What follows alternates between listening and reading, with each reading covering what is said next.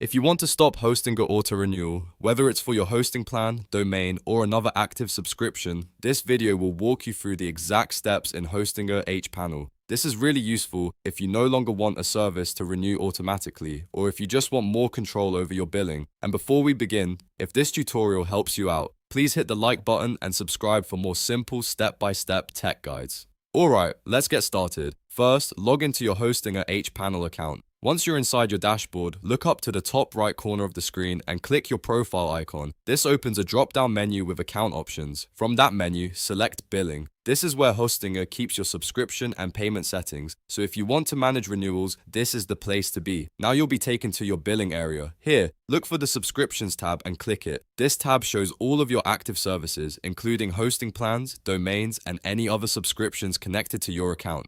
Scroll through the list and find the specific service you want to stop renewing. Make sure you select the correct one, especially if you manage multiple products. This step matters because each service may have its own renewal setting. Once you've found the subscription, look for the auto-renewal toggle next to it. Click the switch to turn auto-renewal off. If Hostinger asks you to confirm your choice, just follow the prompt and confirm that you want to disable automatic renewal. After that, the service should no longer renew automatically.